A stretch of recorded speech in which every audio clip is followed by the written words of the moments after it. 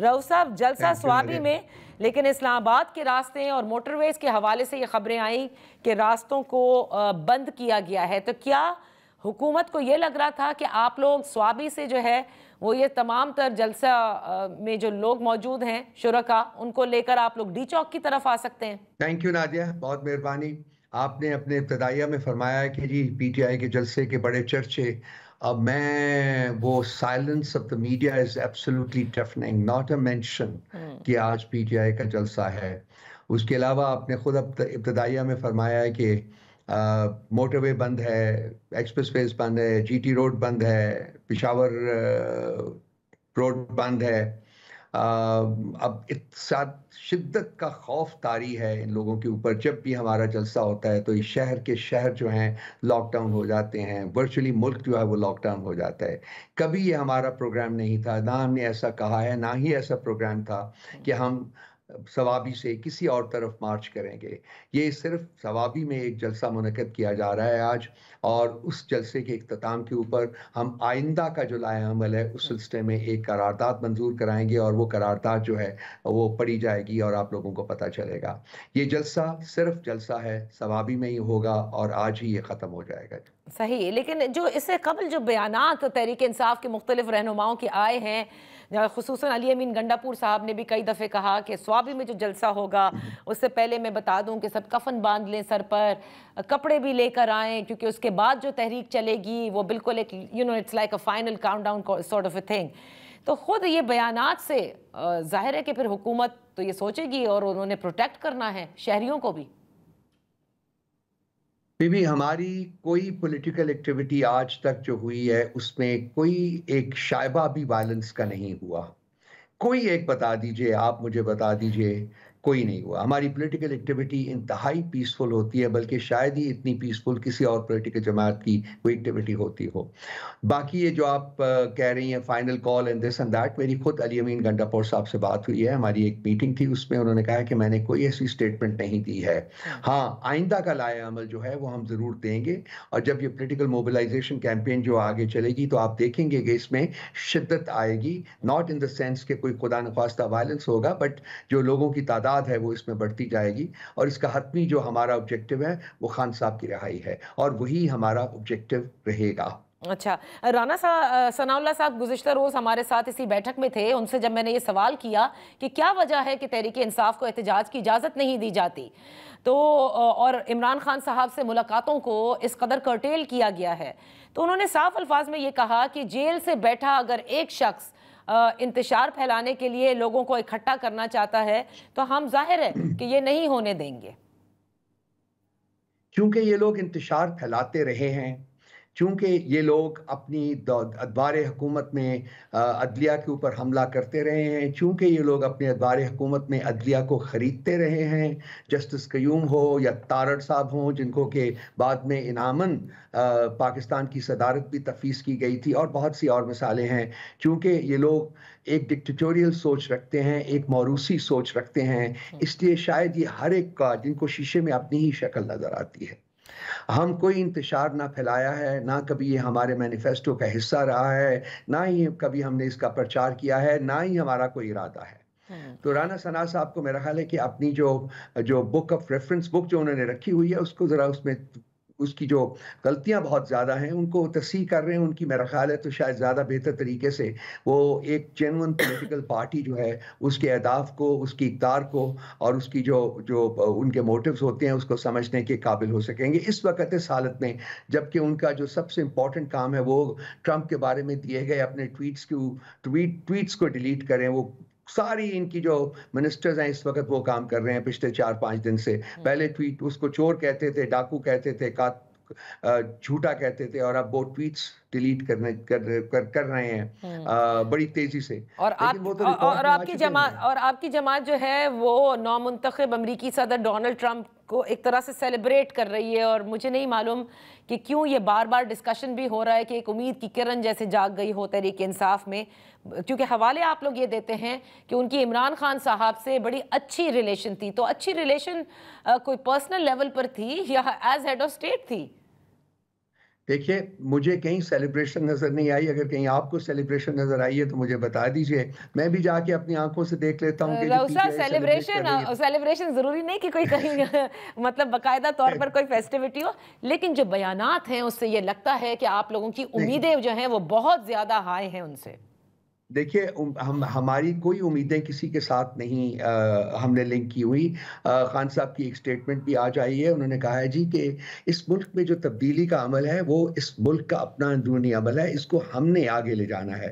और ये जो आज का जलसा है और उसके बाद की जो अवामी तहरीक है वो भी उसी का एक मैनिफेस्टेशन है उसकी, कि हमने अपनी तकदीर अपने तकदीर जो है वो खुद बदलनी है। कोई और मुल्क जो है, बाहर का मुल्क, वो अमेरिका हो या कोई सही। और मुल्क हो या कॉम्बिनेशन ऑफ कंट्रीज हो, वो कभी किसी और मुल्क की तकदीर नहीं बदल सकते। तो ये हमारा कभी हमारे कल्चर का हिस्सा नहीं रहा, हमारी पॉलिटिकल डॉक्ट्रिन का हिस्सा नहीं रहा कि जी खुदा न ख्वास्ता हम किसी बाहर के मुल्क से कोई मदद मांगेंगे कि वो आके हमारे मुल्क के हालात जो है उनको ठीक करने में हमारी मदद करे या कोई और काम करे। हमने खुद इस तहरीक का आगाज़ किया है और हमने अंदरूनी अपनी जो ताकत है, जो अवामी सपोर्ट की ताकत है, उसकी बेसिस के ऊपर आप इंशाअल्लाह ताला इसको आगे लेके चलेंगे और इस मुल्क की तकदीर बदलेंगे। रऊफ हसन साहब, ये मुझे बताइएगा कि आजकल बड़ा जिक्र हो रहा है कि इमरान खान साहब डील करने को हैं, डील चाहते हैं। कई दफ़ा तो हुकूमती वज़रा की जानिब से भी कहा गया, आज बल्कि जलसे के हवाले से पंजाब की इंफॉर्मेशन मिनिस्टर का भी यही कहना था कि ये डील की कोशिश की जा रही है। और फिर जो है इमरान खान साहब की कुछ दिन खामोशी रही, खामोशी इन द सेंस कि उन्होंने तनकीद नहीं की, ना ही चीफ जस्टिस ऑफ पाकिस्तान पर, ना ही नई डीजीआई की तैनाती पर। तो उससे सब लोग ये डिस्कस कर रहे हैं, बहुत से तज्ज़िया निगार ये कह रहे हैं कि ये अब मफाहमत का रास्ता लगता है कि इमरान खान साहब राज़ी हैं इख्तियार करने को।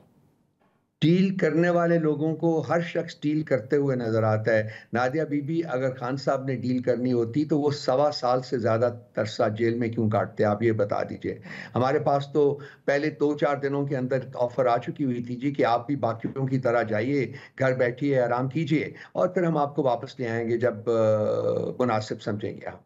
लेकिन उन्होंने तब भी इनकार किया, फिर भी लगातार वो इनकार करते रहे और आज भी वो इनकार कर रहे हैं। हमारी डील की सियासत ना थी ना होगी। खान साहब डील के ऊपर कभी नहीं मानेंगे। एक और अफवाह इन्होंने फैलाई हुई है कि वो मुल्क से बाहर जाएंगे, मुल्क से बाहर जाने के ऊपर राजी हो गए हैं। मैं इसकी शिद्दत से तरदीद करता हूँ, ना वो कोई डील करेंगे, ना मुल्क को छोड़ के जाएंगे। उनके अपने अल्फाज में उन्होंने कहा है कि मुझे जितनी देर चाहें ये जेल में रख लें, मैं कानून में सुरखरू होके बाहर निकलूंगा, आज़ाद हूँगा।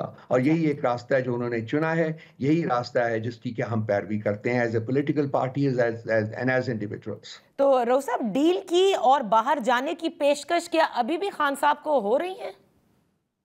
बीबी बहुत पहले से हो रही है। अब मौजूद तो है ना, क्योंकि प्रेशर जो है इनके ऊपर दिन ब दिन बढ़ता जा रहा है। इकोनॉमिक सिचुएशन फर्दर डिटीरियरेट कर रही है। टेररिज्म के जो इंसिडेंट्स हैं वो बढ़ते जा रहे हैं। अवामी गुस्सा जो है वो बढ़ता जा रहा है। लोगों की लाइवलीहुड जो है वो पॉसिबल नहीं रही, इम्पॉसिबल होती जा रही है। सो एक प्लेथोरा है प्रॉब्लम्स का जो कि पाइल अप हो गया है और ये उसको हल करने के लिए एग्जीक्यूटिव की ताकतें बढ़ाकर पाकिस्तान के बाकी तमाम पिलर्स को अपने ताबे कर रहे हैं। तो ये भी एक स्ट्रेंज किस्म का रेसिपी जो इन्होंने चुना है।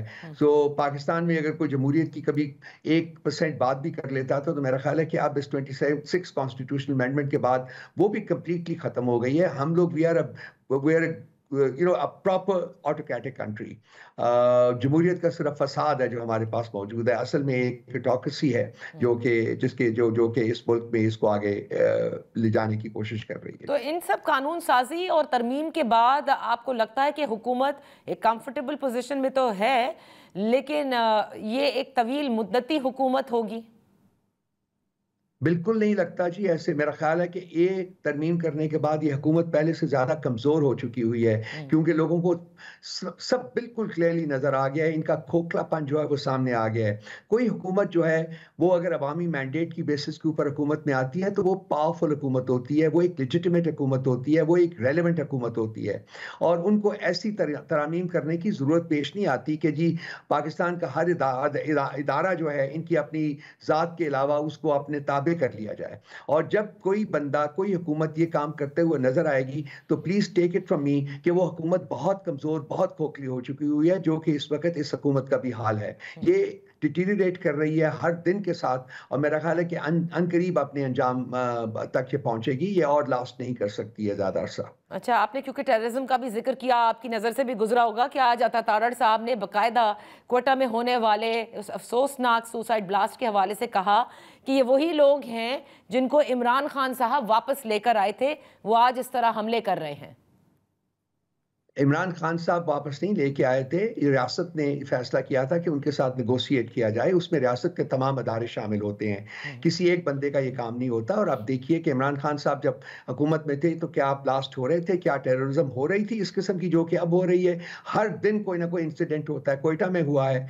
तो एक बड़ी सिंपल सी बात है कि जब आपकी तमाम जो इंटेलिजेंस एजेंसीज और जो सिक्योरिटी आपकी इंटेलिजेंस सिक्योरिटी एजेंसीज हैं, वो एक पार्टी को ख़त्म करने के ऊपर तमाम उनका तको-दो जो है वहाँ लगा होगा, वहाँ टेंशन होगी, वहाँ सब उनका फोकस होगा, तो लाज़मी बात है कि इस किस्म के लोग जो हैं वो फिर आज़ादी से घूम फिर सकेंगे। उनको चाहिए कि अपनी प्रायोरिटीज़ दुरुस्त करें, पाकिस्तान के जो मसाइल हैं उनको तवज्जो दें। पीटीआई पाकिस्तान का मसला नहीं है, पाकिस्तान की आन है, शान है, पाकिस्तान की पहचान है।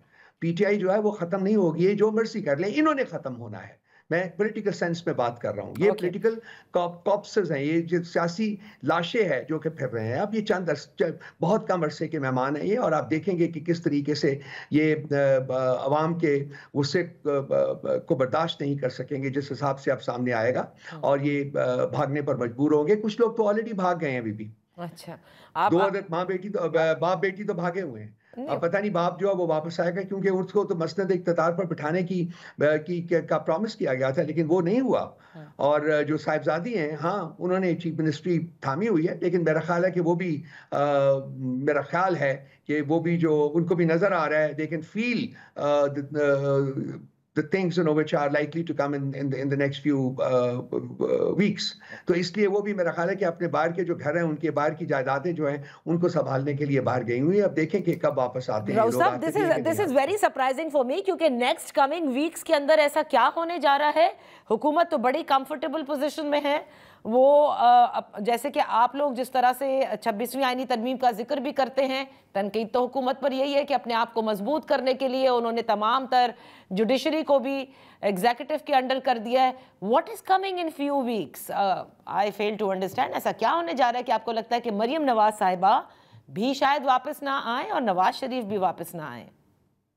एक अवामी सियासी मूवमेंट जो है वो जन्म लेगी, और इसी अवामी सियासी मूवमेंट के बलबूते के ऊपर ये लोग इनका रहना जो है, इनका पॉलिटिकल सर्वाइवल जो है वो पॉसिबल नहीं रहेगा। ये क्रम्बल करेंगे, बहुत जल्दी क्रम्बल करेंगे, और इनको जाना पड़ेगा। इस मुल्क में जमहूरियत वापस आएगी, इस मुल्क में आईन हुकूमत वापस आएगा, इसमें रूल ऑफ लॉ वापस आएगा, इस मुल्क में अवाम का राज होगा, अवाम हुकूमत करेंगे, अवाम के हकूक जो है उनको बहाल किया जाएगा।